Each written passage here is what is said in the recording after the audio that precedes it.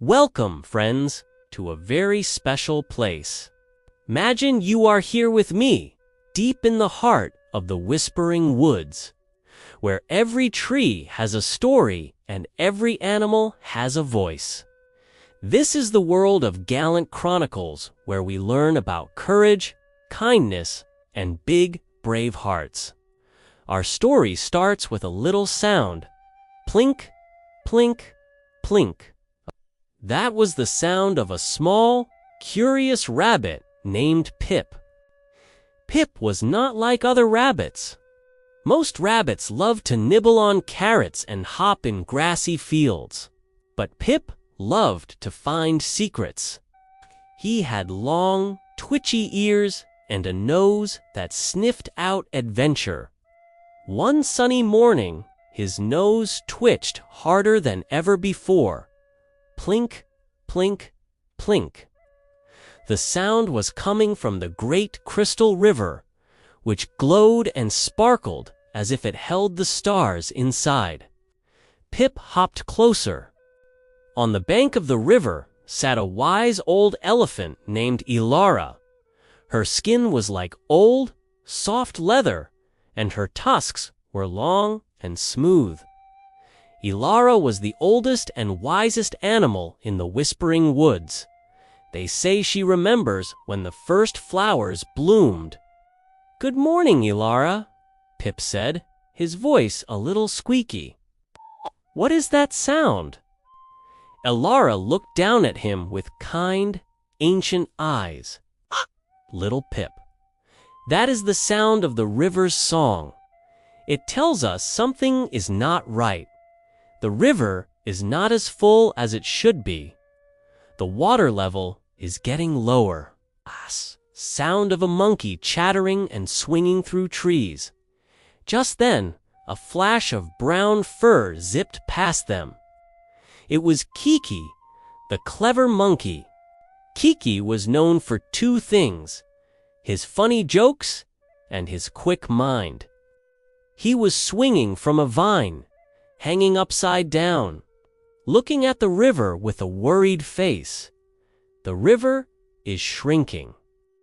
Kiki cried out, "No more water for us to splash in. What will we do?" From a thick bush, a slow, steady voice answered. It was Terry, the loyal tortoise.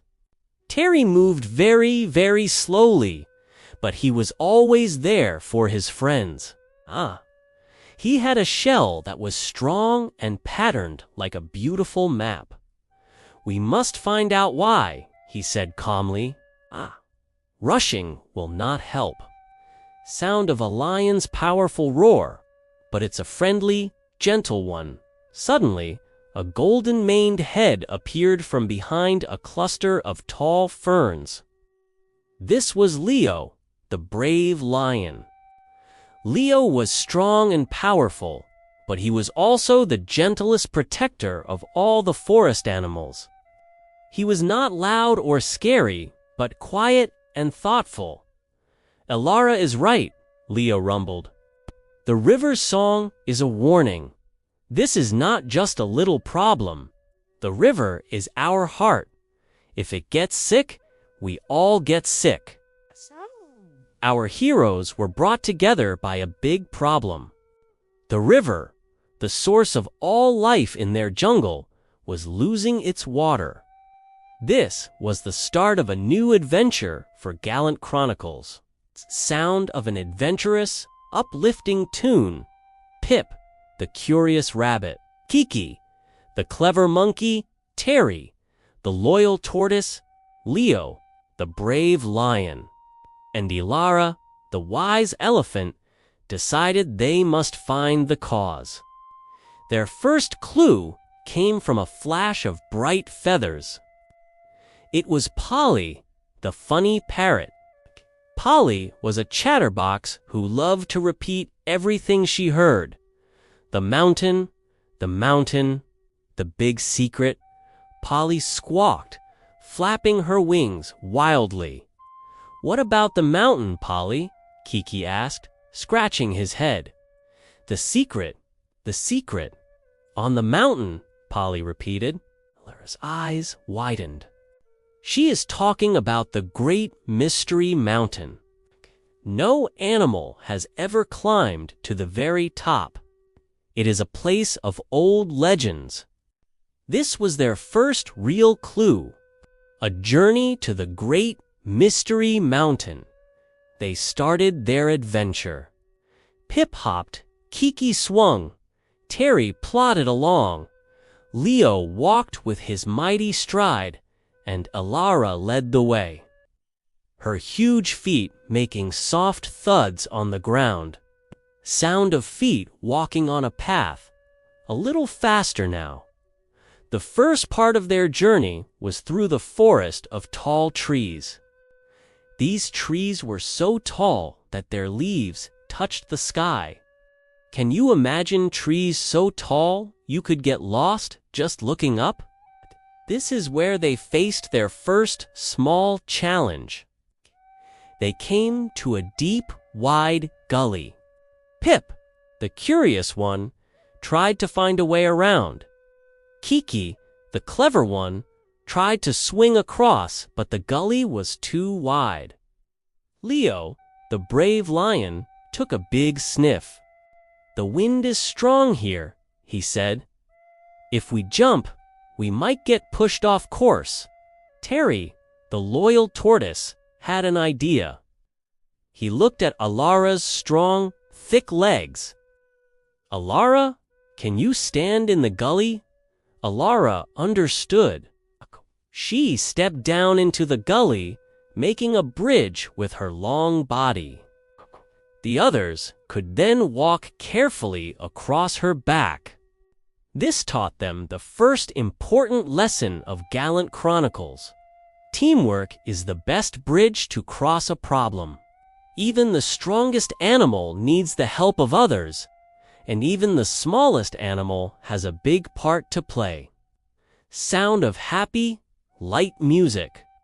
After crossing the gully, they continued their journey. Polly, the funny parrot, kept them entertained by repeating funny sounds she heard, like a squirrel's sneeze or a toad's croak. This part of the journey was also educational. Did you know that some animals, like certain birds, can mimic sounds they hear? Polly was a master at this. They reached the base of the Great Mystery Mountain. It was even bigger than they had imagined. It had a dark, jagged shape and was covered in strange, glowing moss. This is where the real adventure began. The climb was hard. The path was steep and rocky. With his small legs, had a hard time. Key, who was used to swinging, felt clumsy on the rocks. Even Leo, the brave lion, felt tired. "This is not easy," Kiki said, panting. Alara's voice was calm. "Courage is not about not feeling scared. It is about feeling scared and doing what you must do anyway." This was a lesson about courage. They all helped each other. KP found tiny footholds that the others couldn't see. Kiki used his clever hands to clear away loose rocks. Terry used his strong shell to push others up a steep part. Ko used his strength to pull them.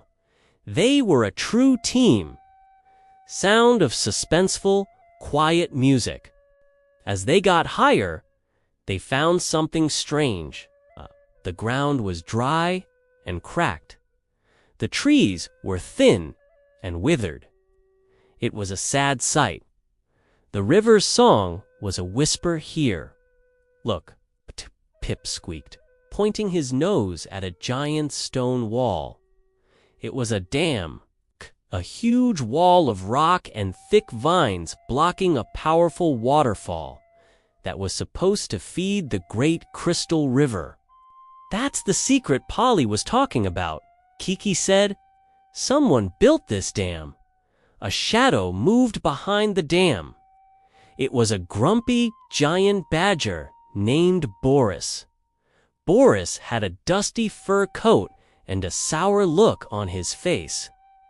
"Stay away from my dam," Boris growled. "The waterfall is mine. The water is mine." Ilara stepped forward. "Boris, the water belongs to the entire jungle. It is for all of us. The animals below are thirsty." Boris just grumbled. "I found this place first. I am building a big pond for myself. I am the king of this mountain." He was not being honest. He was being selfish. Boris had found a small crack in the mountain and used rocks and vines to make it bigger, turning the waterfall's path just for his own selfish plan. This was the big problem, and this was their climax. Our heroes had to find a way to make Boris understand the sound of dramatic, intense music. Pip, the curious rabbit, had an idea. He hopped to the side and looked closely at the dam. "Boris," he said in his small voice, "what if the dam breaks in a bad way? What if all the water comes down at once and sweeps you away?" Kiki, the clever monkey, added, "Yes, it is not strong enough. Look, the vines are already loose." Terry, the loyal tortoise, spoke slowly but clearly. "A home built on lies and selfishness is not a strong home. A good home is shared with friends." The brave lion looked at Boris with a firm but kind stare. "You are not a king if you have no subjects to care for. True strength is in kindness, not in taking." Boris looked at them. He saw how they worked together. He saw the kindness in their eyes. He looked at his dam and saw that it was wobbly. He had been so focused on taking that he had not thought about the danger he was in. His big, grumpy face started to soften. I didn't think about all of that," he said quietly. "I was just lonely. I wanted something to call my own." Alada, the wise elephant, offered him a solution. "Boris, you can have a big, beautiful pond, but it must be shared. We can help you build a safe, strong dam that lets water flow to both your pond and the river below." And that is what they did. Boris, with the help of his new friends, started to take down the dam carefully, piece by piece. They worked together. Boris learned that sharing brought him more joy than hoarding. He learned that having friends was better than being a king all by himself. Sound of rushing water, joyful and loud. When the last rock was moved, the waterfall thundered down the mountain, filling the river's path again. The sound was a powerful song of life, a song of teamwork and kindness. The great crystal river began to fill up again, sparkling brighter than ever before. The jungle animals below cheered when they saw the water return. They celebrated their heroes: Pip, Kiki, Terry, Leo, Ilara, and even Boris, who now had a smaller but much happier pond. Sound of a happy, celebratory tune. The resolution, the journey back, was a happy one. They all walked together, feeling proud. This story, told by Gallant Chronicles, teaches us many important lessons.